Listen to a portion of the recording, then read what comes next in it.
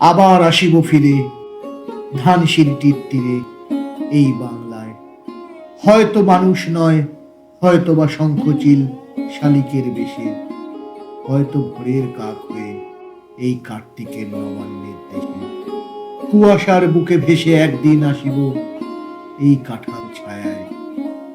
হ্যাঁ, এরকমই এক বাংলার রূপ আস্বাদনের উদ্দেশ্যে আমরা বাড়ির সবাই বেরিয়ে পড়েছিলাম সেই দিন আমাদের খুব কাছেই, কলকাতা থেকে অদূরে দত্তপুকুরে একটা গ্রামে।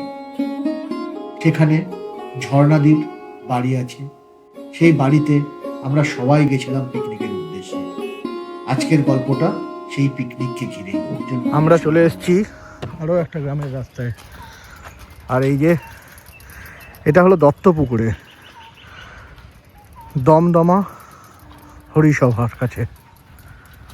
আজকে আমরা একটা ফ্যামিলি পিকনিকে এসেছি।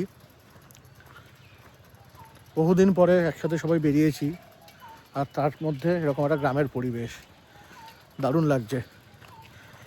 চলুন জায়গাটাকে আমরা এক্সপ্লোর করি, সাথে আপনাদেরকেও দেখাবো।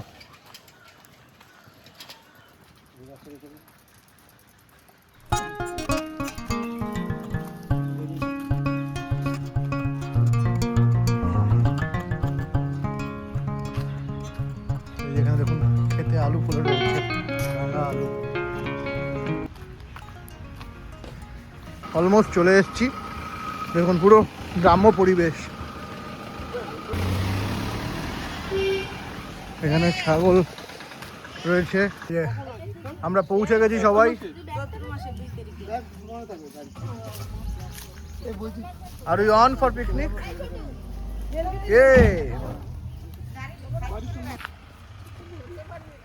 আমার বচন কিনবে 10 কাটা, বুঝলি তো? এই বৃদ্ধাশ্রম বানাবি? বৃদ্ধাশ্রম বানাবো এখানে। এই আমি বাদ করে গেলাম। আমাকে নিচ্ছ না। আমি বাদ করে গেলাম। কেউ বাদ যায়নি। চলো পৌঁছে গেছি। এই যে যাদের বাড়িতে পিকনিক, এটা হলো সেই বাড়ি। এখানে দেখুন কাঠের আগুনে রান্না হচ্ছে, কাঠের উনুনে। কাঠের উনুনে ডিম সিদ্ধ হচ্ছে। ডিম সিদ্ধ হচ্ছে নাকি?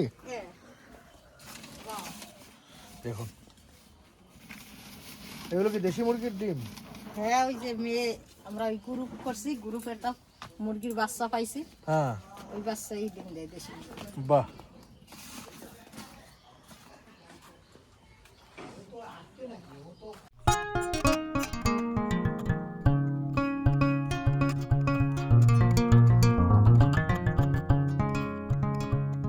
এসে এখানে একটা ব্যাডমিন্টন খেলার একটা পরিবেশ সৃষ্টি হয়েছে। এখানে সাইনা নেওয়ালরা সব ব্যাডমিন্টন খেলছেন। অতীতের সাইনা নেওয়াল। আর আর একদল লোক তাদের থেকে শেখার চেষ্টা করছি। একদল লোক তাদের থেকে শেখার চেষ্টা করছি। আমি শুধু ব্রেকফাস্ট খেতে এসেছি। আচ্ছা, তাহলে লাঞ্চ করবি না, তাই তো? লাঞ্চ করবো না, এখন ব্রেকফাস্ট খাবো। ও আচ্ছা, এইসব খেলা ফেলা এসব। তুই মর্নিং এ ব্রেকফাস্ট করিস? হ্যাঁ, তুই মর্নিং এ ব্রেকফাস্ট করিস, আমি ইভিনিং এ করি। ও আচ্ছা আচ্ছা। চা চলে এসছে। চা ভালো। এই সবাই চা নিয়ে যাও। এক কাপ চায়ের সাথে আমাদের পিকনিক শুরু হলো। বেশ রিফ্রেশিং। টাটা কি বল? ইয়েস। আর এদিকে খেলাধুলো চলছে।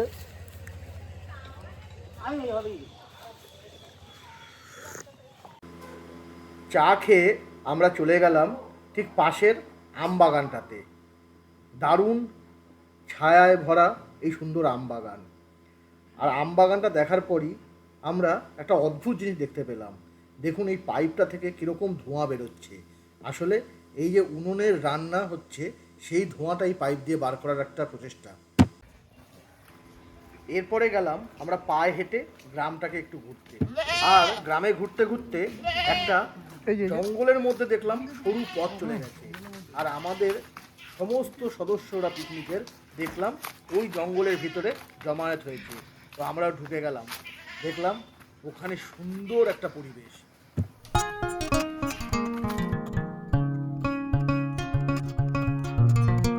আমরা একটা দুর্দান্ত জায়গায় চলে এসেছি, জঙ্গল।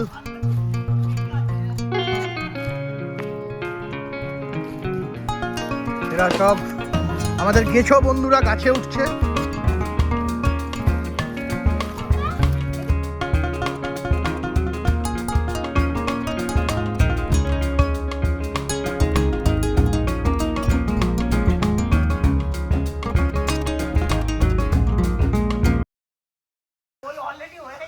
আমাদের হোস্ট এখন গাছে উঠে গেছে, দেখুন কতটা উপরে।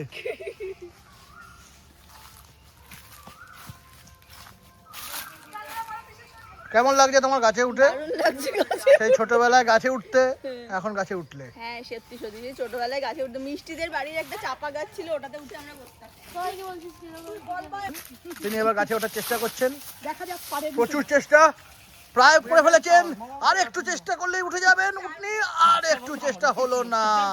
আবার চেষ্টা করছেন, বারে লেগে ফিরে গোল গোল গোল গোল হয়ে গেছে। क्या बात है सर, क्या बात है सर, क्या बात, ये बात है। আমাকে ঠেলছে। কে ঠেলছে? তুমি চলে এসো, পিছনে আর বসতে পারবে না। আপাতত গাছে ওঠার পর্ব সাকসেসফুলি শেষ করে আমাদের পেটে খিদের দাগ দিয়েছে, সেই জন্য আমরা এগিয়ে চললাম।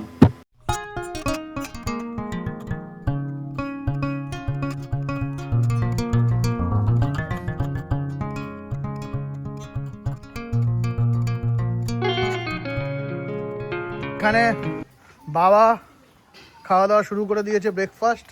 কি দিয়ে ব্রেকফাস্ট করছো বলো বাবা? এই যে ডিম সিদ্ধ, এদিকে তাকিয়ে বলো। রসগোল্লা, আর এই যে সাদা আলুর তরকারি। বাহ,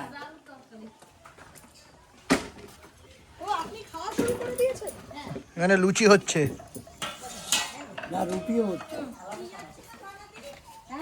উনুনে ভাত হচ্ছে, এটা হলো রান্নাঘর। আর এখানে আমরা এখন সবাই বসে গেছি ব্রেকফাস্টে, লুচি। ইয়েস, গরমা গরমি লুচি। এই আমি দুটো তিনটে খাবো। খাও না, না চারটে খেতে পারবো না, চারটে। দুর্দান্ত একটা ব্রেকফাস্ট করে তারপর আমরা খানিকক্ষণ আরও ব্যাডমিন্টন খেলে এইবার গ্রামটাকে আরও দারুণ করে এক্সপ্লোর করতে সবাই মিলে বেরিয়ে পড়লাম। গ্রামের মিঠো পথ, তার সাথে গাছগাছলার মধ্যে দিয়ে চলতে শুরু করলাম। এই একটু দেখেন, লাঠি নিয়ে আসলে হতো একটা।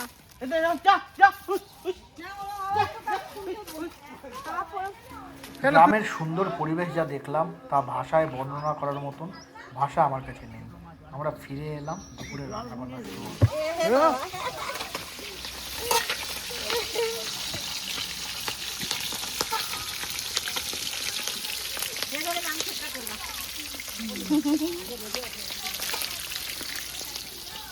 এখানে পুরো কাঠের আগুনে রান্না হচ্ছে, দারুণ। তোমার তো বিশাল বড় কড়াই।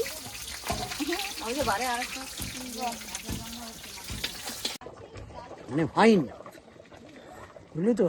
এত বড়, মানে এক একটা 2 কিলো 2.5 কিলো,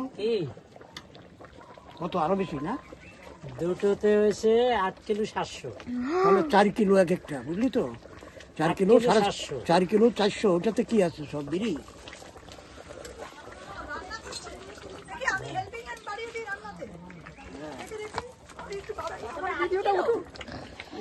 হ্যাঁ দুইটাই 8 কিলো 700। দেখে দেখে আমি একটু রান্না করে দিই। এইভাবে না, এই পাশ দিয়ে এরম করে নাড়াতে হয়। আরে দাঁড়া, আরে হ্যাঁ, এই পাশ দিয়ে এরম এরম করে নাড়াতে আমার হয়। থেকে ভালো রাখবে না, না রান্না করবি? না না, আমি তো বেশি ভালো করি। আমি রান্না করতে জানি, তবে এইখানে আর এখন এগুলি শুকনোতে হবে না। যাই হোক, অনেক রান্না হয়ে গেছে, এইবার শুধু খাওয়ার পাল্লা হবে আস্তে আস্তে। এটা মনে রেখো, বুঝলে তো ভাবি? মনে রেখো, 1 ফুটা রান্না করলাম। এরপর একে একে আমাদের সব এক্সপার্ট শেফরা নিজেদের রান্নার পারদর্শিতা প্রদর্শন করলো। রান্না বান্নার পরে চললো বেশ খানিকক্ষণ নাচা গানার পর্ব। তারপর আবার গ্রাম প্রদর্শনের পালা। এইবার কিন্তু একদম আমরা ঘুরে বেড়ালাম ক্ষেতের মধ্যে, যেখানে আলুর চাষ হচ্ছে আর একদম গ্রাম বলতে যা বোঝায় সেরকম জায়গায় আমরা ঘুরে বেড়ালাম। এগুলো কি আলু? চন্দ্রমুখী? চন্দ্রমুখী ওই যে খেতে কখন খারাপ লাগে যখন স্টোরে রাখা এগুলো কি কোল্ড স্টোরে চলে যাবে? সঙ্গে সঙ্গে বিক্রি হয়ে যাবে? তার মানে এটা হচ্ছে ফেব্রুয়ারি মাস, জানুয়ারি, ডিসেম্বরে লাগানো হয়েছে। এটা আমাদের দিনারের বাড়ির পাশের যে বাড়িটা, এই বাড়ি দাদা, এই যে দাদা বৌদির ছেলে এটা। আচ্ছা আচ্ছা। আর না খুঁজে খুঁজে পাবে না। হ্যাঁ।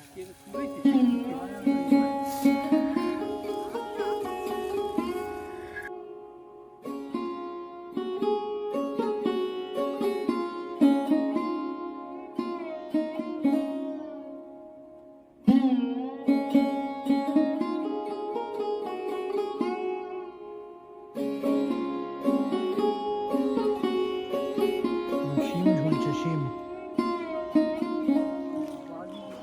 এখানে শিম গাছের মানে মাচা আর পুরো গ্রামের মেঠো রাস্তা। পুঁই শাকের গাছ মিটুলি হয়ে রয়েছে।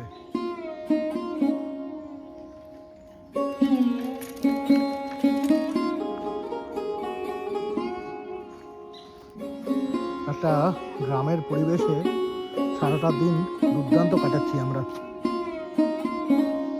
কাকে একটা ধরেছে কি জানি, আত্মনাদ করছে। ও বাবা, ও মা, কি হয়েছিল? এগুলোটাই দেখলাম আসলে, মানে ওই মানে এগুলো যত্ন করে মাটিটাকে ধরে রেখেছে, ফুলটাকে ছেড়ে ছেড়ে। এইখানে একটা অদ্ভুত জিনিস দেখাচ্ছি, এটা হলো কাশিমপুর বারোয়ারিতলা মন্দির। এবার এখানে মন্দিরটার বিশেষত্ব হলো এখানে কিন্তু ব্রহ্মদেব আছে, ব্রহ্মা। তো ব্রহ্মার মন্দির তো সচরাচর দেখা যায় না, ভারতবর্ষের খুব কম জায়গায় ব্রহ্মার মন্দির আছে। এইরকম মন্দির দেখিনি। ব্রহ্মা বিষ্ণু মহেশ্বরের মূর্তি আছে। দে আমাকে দে, আমি সামনে থেকে তুলে নিয়ে আসি ছবি। ছবি তো আচ্ছা আচ্ছা।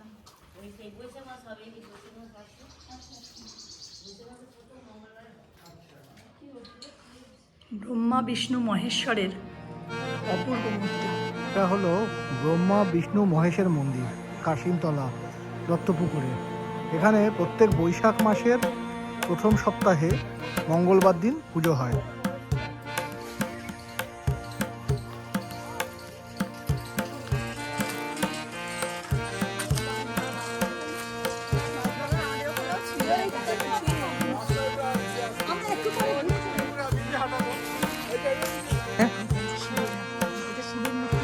আরও একটা ব্রহ্মা বিষ্ণু মহেশের মন্দির আছে, সেটা দেখতে এসেছি আমরা, একদম গ্রামের মধ্যে।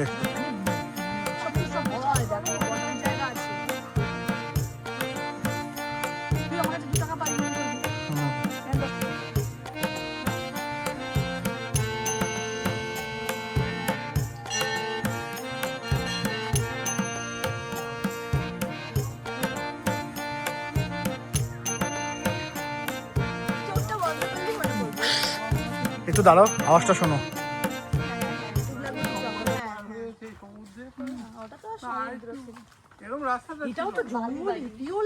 আমাদের চিকেন পকোড়া। এই ওভেনটা কি পিকনিকের জন্য কেনা হলো? একদম নতুন ওভেন? না না, এটা ওই আমাকে দিয়ে একদম নতুন। না না, ঠিক আছে, আমি ছবি তুলছি। এখানে দেশি মুরগির ঝোল হচ্ছে, এই যে চুই ঝাল দিয়ে। এই যে তুই ঝাল।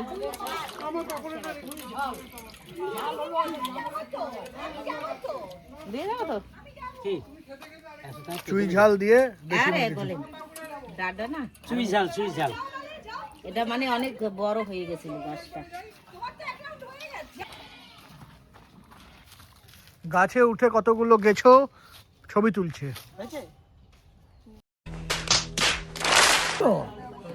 ধন্যবাদ। মল্লাল সেনের লোকেরা এসেছিল, আমাদের পূর্বপুরুষদের বলেছে ঘোষ নেবে, বলে না ঘোষ নেবে না, এই নেবে। আমাদের সব পিকনিকের খাওয়ার দাওয়ার এসে গেছে। বাপ রে বাপ, লম্বা লম্বা করে বেগুন ভাজা, জানো না তোমার ফেভারিট বেগুন। বেগুন বেগুন ভাজা বেগুন পোড়া সব ভালো লাগে হ্যাঁ আমি তো এরমই কাটি। মানে ফিস্টের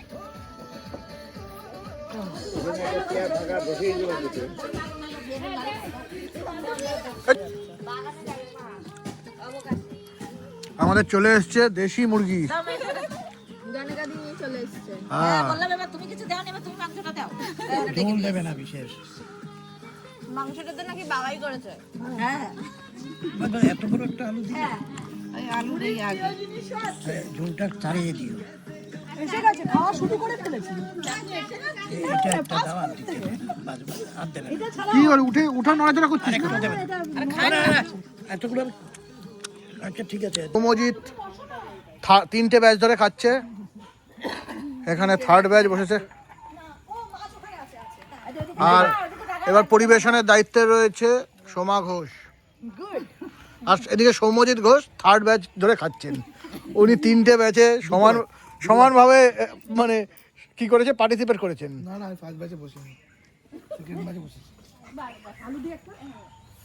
আমরা খাওয়া দাওয়ার পরে একটা ওয়াকে এসেছি, সেই সময় এই হলো সিন, আর এই হলো বিকালবেলার গ্রামের পরিবেশ। সবচেয়ে ভালো লাগছে সারাদিন ধরে পাখির ডাক।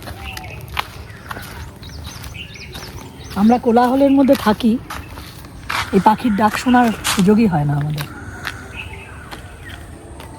প্রকৃতির কাছাকাছি এসে মনই অন্যরকম হয়ে যায়।